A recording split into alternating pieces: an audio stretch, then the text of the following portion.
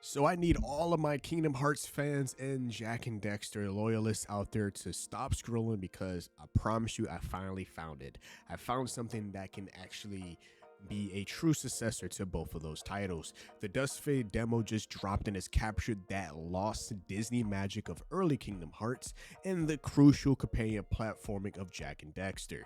So I did beat the demo in around an hour or so, and to be honest with you, I am honestly convinced this isn't just a great indie game. This is what a true spiritual successor that we needed to revive the PlayStation 2 era of that, that whimsical, witty action adventure games.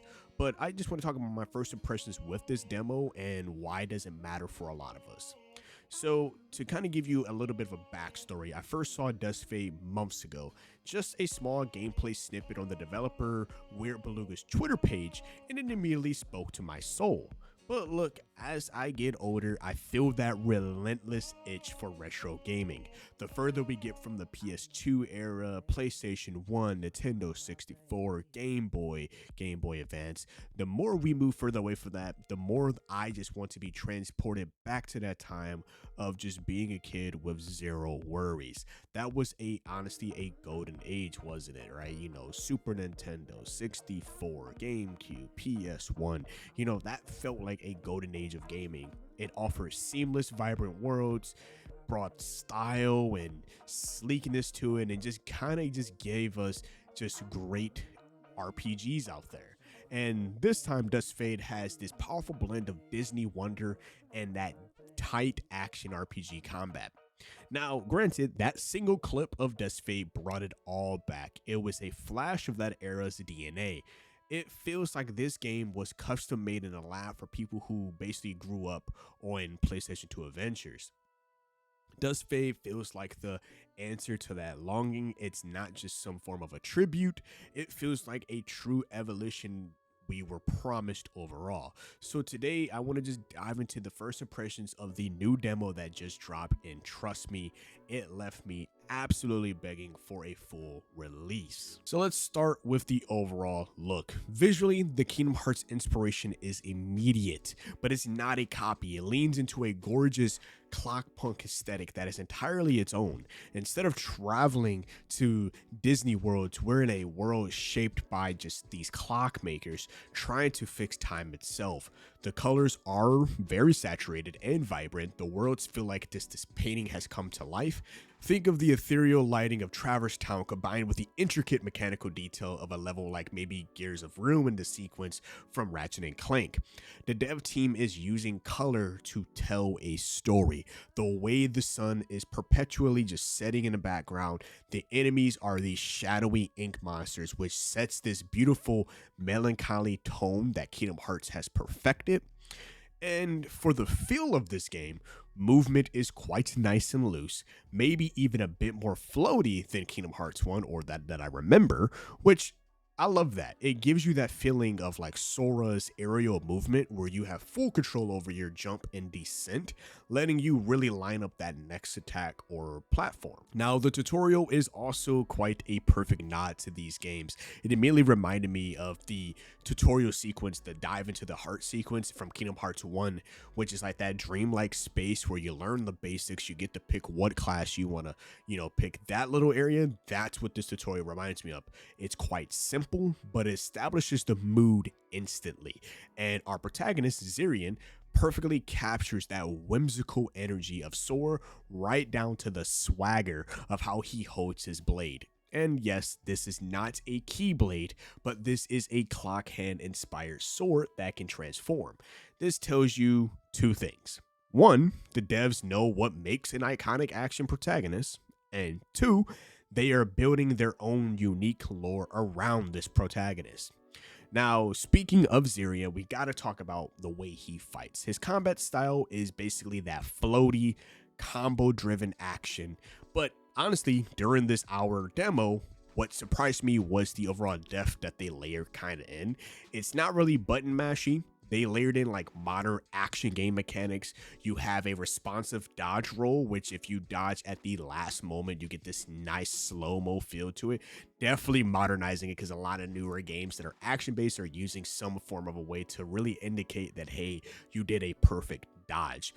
And of course, you got to talk about the weapons, man. You get a variety of transforming weapon attacks. Now, in the demo, you only get one to actually check out, and it's kind of like a shotgun blast with the sword. It's actually really cool. And then the user interface, you can see that you can hold up to 4, and you can probably hold up to more. You can probably cycle more as the game, fully fleshes itself out. And like that, the combat rewards good timing. Now, of course, when I'm thinking about the combat could be a little bit more polished overall, but it feels like they definitely nailed down what to expect from the way these games are supposed to feel. And like when it comes to critiquing this, it's hard to critique it. This demo showcases a lot of promise. Like I said, the only polish I would say is like maybe some of the platforming, maybe like just a little bit of polish here or there, maybe a lot more livelihood into some of the characters, maybe a couple more like quips or like witty remarks as you're traveling, so it's not just kind of quiet. Like it just, those are like my small little critiques to just add a little bit more flair, add a little bit more style to this. But also, another heavy inspiration is, of course, the enemies you will face. Now, essentially, they are the Heartless, right? But they are reimagined as these cool, shadowy ink monsters. In the demo, though, you start facing the simple ink blobs, but you quickly run into enemies with shields and delayed attacks that force you to actually use your parry or dash. It takes the best of the Kingdom Hearts combat philosophy: speed, verticality, and flashy combos. Now, of course, with only the hour or so, I really wish we could try out more combos or more different attacks and really see how this game comes out, which hopefully we get maybe a secondary demo or an update or early access or something of that nature, so when this game fully comes out, where we can actually truly see what really this game has to offer. And it's this pure action platformer without a messy RPG menu system. It just feels like Kingdom Hearts stripped down to a perfect action core. Now, granted, this was a very early demo from what the looks of it, so it may have those RPG systems like being able to choose your different weapons and different skills and abilities and maybe magic or mana.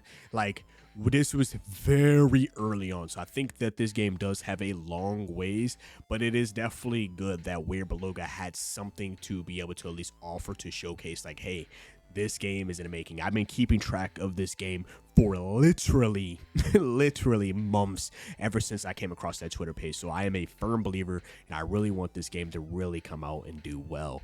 But we gotta talk about indie devs, man, because some of you might say, Chaos, why should I care about this indie game? 5 million, in one. What makes this indie game matter? Let me explain why it matters. The major game industry is frankly a mess. Let's be honest. It's cooked. It's completely cooked. Between the mass layoffs, constant price increases, development cycles obsessed with chasing trends or creating a live service moneymakers, it's hard to really find a new game that feels like it was made with pure, uncompromising passion. Keep in mind, for all my folks out there, because I talked about two particular games in this video so far besides Duskfade, we're still waiting for a proper Jak 4. I know there's a huge Jak and Dexter fan base. I'm one of those people in that fan base. I would love to get a Jak 4, but it seems like we're not getting that at all. It's every time there's a new Gamescom or Game Awards, it's like we're hoping for a Jak 4, we're not getting it. The last Sly Cooper was disappointing, and Sly Cooper is one of my favorite PS2 games. And let's be honest, Kingdom Hearts 4 will probably just kind of confuse us more. It'll probably take another 30 years before that comes out to fully finish this story, and it's just, it's a mess. So right now, when it comes to the genre of games that came out during that era, a lot of the things that put it on the map, so to speak, we don't have much to really touch back on that. But major studios, for all of their resources, have largely abandoned this specific whimsical action platformer subgenre. They're trying to chase like the GTAs out there, or hyper realistic graphics and the shooters, or your next COD or your next Battlefield.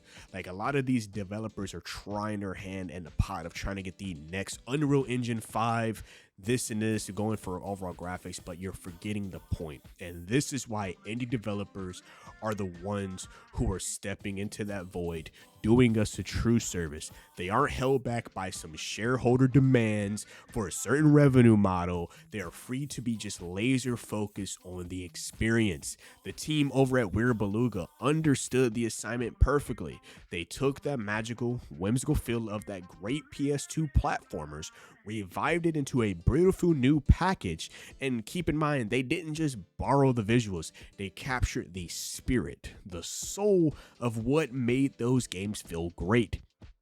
Tight controls, imaginative worlds, challenging boss designs. This is made by people who miss the PS2 era or even PS1. Thinking about my Crash Bandicoots out there. For people who miss the PS2 era, that is the kind of passion that delivers a true spiritual successor. With that, the Jak and Daxter influence kicks in even heavier the moment you actually begin to start exploring, because once you get past that tutorial zone, you jump into the main area, and this area is full of these collectible cogs, and it immediately gave me Jak and Daxter Precursor Legacy vibes. That pure collectathon loop that feeds your brain that good old dopamine, and Zirian is joined by a bird companion, Cuckoo. Now, of course, that is supposed to be Jak and Daxter. The dynamic isn't quite the constant banter of Jak and Daxter that I will look at, but the companion element, the feeling of two characters against the world, is clearly there. Leaving the initial village, you enter this amazing new location, and it looks like the inside of a giant clock. Now, this is where the platforming difficulty ramps up, and that Naughty Dog level design philosophy shines through. It's no longer just simple double jumps. You have to chain your actions together, jump, dash, grapple hook onto different ledges, spinning cogs. It's shown in press footage that Zirian can also grind on rails, then immediately dash jump to another moving platform.